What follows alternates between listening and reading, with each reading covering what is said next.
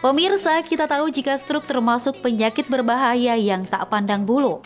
Pria, wanita, tua ataupun muda bisa berisiko terkena penyakit yang biasanya diakibatkan oleh komplikasi penyakit kronis seperti darah tinggi, kolesterol, atau diabetes juga penyakit jantung. Menurut Pusat Pengendalian dan Pencegahan Penyakit atau CDC bisa berakibat fatal bagi wanita. Namun bagi pria, penyakit ini justru berisiko menyerang di usia muda. Pola hidup sering dikambing hitamkan sebagai penyebab penyakit yang terjadi akibat terganggunya aliran darah ke otak, baik karena adanya sumbatan atau pecahnya pembuluh darah. Namun, meski stroke sangat mematikan, semua bergantung pada kecepatan tindakan saat seseorang mengalami serangan. Dan tentu bisa segera diatasi bila kita cermat dan memperhatikan tanda atau gejala awal kemunculan penyakit ini. Wajah terkulai, hilangnya fungsi tubuh pada satu sisi atau cadel adalah gejala umum yang mudah kita kenali. Namun selain gejala tadi, sebetulnya baik pria maupun wanita memiliki gejala lain yang wajib kita ketahui namun jarang kita perhatikan. Sehingga kadang kefatalan penyakit stroke sudah mencapai tahap lanjutan. Lalu seperti apa gejala lain stroke yang harus kita waspadai? Hidup Sehat akan mengupasnya untuk Anda. Pemirsa Hidup Sehat masih di Hidup Sehat TV One. Nah, tadi kita udah melihat cuplikan kalau seandainya stroke menyerang mendadak, apa ya penyebabnya? Nah, ini nih Kak, memang ada gejala-gejala yang mungkin tidak diwaspadai. Betul Jadi sekali. sekarang kita udah sama narasumber kita nih, Dokter Ziki Yombana, spesialis saraf. Halo dokter. Halo, apa kabar dok? Kita Alhamdulillah berjumpa kembali. Pagi-pagi udah seger banget ya dok? Lumayan seger. Nah ini fakta mitos pertama langsung ya dok ya? Boleh. Siap? Siap. Siap kita siksa ya dok ya? Siap. Oke. Nah, stroke itu menyerang terkadang tanpa gejala dok. Itu fakta atau mitos dok? Fakta. Fakta? Fakta. Kok bisa dok? Iya. Jadi kan tadi di video udah dijelasin ya, stroke itu tanda-tandanya seperti apa. Tapi di daerah otak itu kan udah ada yang namanya daerah motorik, daerah bicara, daerah sensorik, penglihatan, pendengaran, dan ada petanya itu ya. Tapi ada yang namanya silent area, jadi daerah di mana terjadi sumbatan tapi tidak mengenai fungsi-fungsi tadi. Biasanya ketahuannya ketika dilakukan secara insidental, ketika dilakukan CT scan atau MRI, loh kok pernah ada sumbatan ya, ditanya, Bapak Ibu pernah stroke? Nggak pernah, ternyata sebetulnya udah pernah, tapi di daerah silent area atau daerah yang tidak memberikan gejala klinis. Nah itu di mana itu kira-kira silent area-nya dok? Itu macam-macam. Jadi kalau dalam bentuk misalnya ini CT scan atau MRI, itu ada gambar otaknya gitu ya. Itu ada polanya tuh, yang depan daerah motorik, yang belakang daerah penglihatan, daerah samping untuk pendengaran dan sensorik. Kalau tengah-tengah untuk daerah namanya ekstrapiramidal untuk koordinasi segala macam gitu ya. Tapi kalau di luar daerah itu, karena otak kan fungsi luas sekali itu dan fungsinya banyak.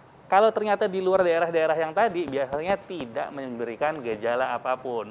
Tapi tetap dia pernah kena stroke. Nah itu. Dan itu nggak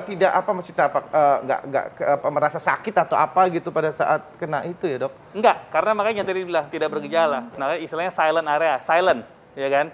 Silent, benar-benar tidak ada tandanya. Oke, tapi dok kalau udah kena di silent area, mungkin pemirsa perlu tahu, itu berdampak panjang nggak ke depannya? Panjang. Jadi gini, siapapun yang pernah secara insidental ketahuan pernah mengalami stroke meskipun tanpa gejala, maka orang tersebut kemungkinan kena stroke di kemudian harinya lebih besar daripada orang yang belum pernah ketahuan kena stroke. Nah, jadi orang yang pernah kena kemungkinan kena lebih besar. Jangan-jangan yang sekarang kenanya di silent area atau daerah yang tidak memberikan gejala, tapi berikutnya bisa lebih fatal. Oke, nah nih dok, ini ada fakta mitos berikutnya nih dokter. Sakit kepala dan keseimbangan tubuh mulai terganggu itu adalah salah satu gejala seseorang terkena stroke. Ini fakta atau mitos? Fakta. Fakta.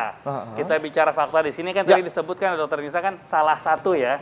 Salah satu, betul. Jadi kalau orang yang mengalami sakit kepala yang mendadak, kemudian gangguan keseimbangan mendadak, dengan diiringi dia memiliki faktor risiko ya, misalnya dia ada hipertensi, diabetes, kolesterol, merokok, dan lain-lain, masih mungkin ini adalah salah satu tanda dari serangan stroke.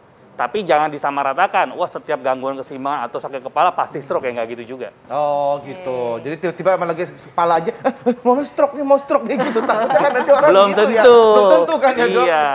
Jadi jangan panik dulu ya kalau emang lagi sakit kepala. Nah itu gimana tuh cara supaya mungkin kita merasa bahwa memang ini udah tanda-tandanya gitu. Apa perbedaannya mungkin dengan sakit kepala biasa? Ya, yang pasti yang namanya stroke itu kan kata-kata kuncinya adalah serangan. Serangan, ya. Serangan.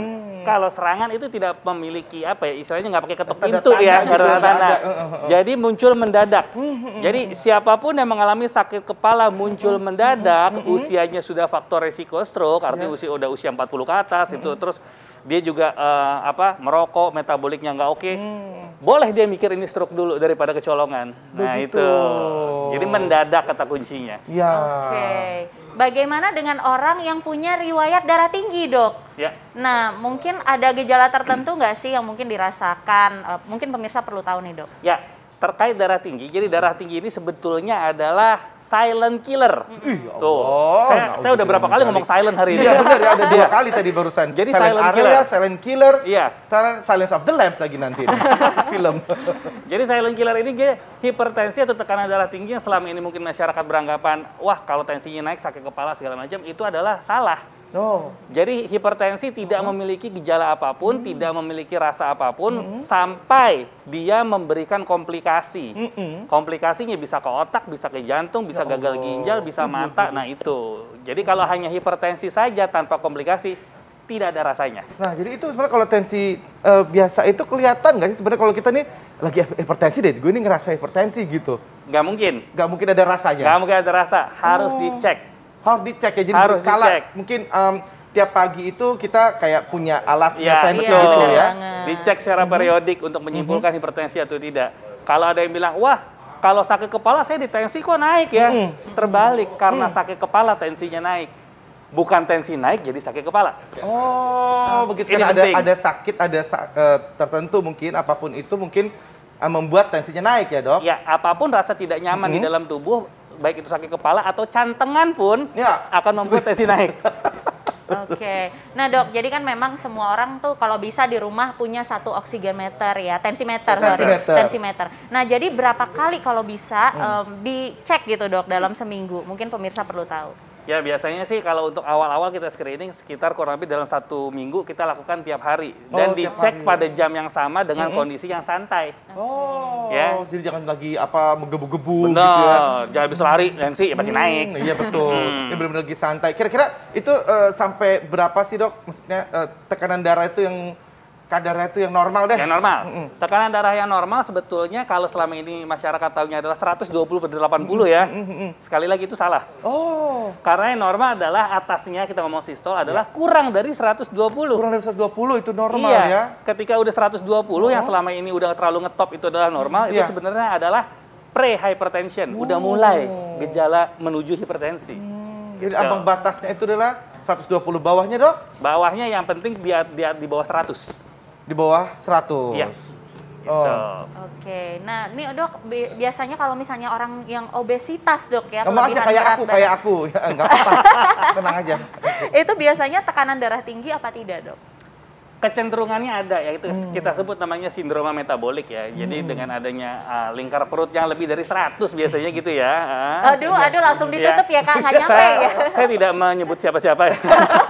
Tapi saya merasa tersindir, Dok. Itu ada resiko, tapi bukan artinya mutlak, bukan artinya mutlak, tapi ada resiko. Jadi sebaiknya memang harus diatur dengan pola diet ya. Ya, betul, tapi emang sebenarnya sih iya sih, Dok. Aku agak di atas tadi itu 120, Dok. Kalau setiap kita ngecek tuh selalu paling tinggi. Tapi untungnya aku alhamdulillah sih kontrol gitu ya. Oke. Ada minum obatnya gitu. Nah, itu penting.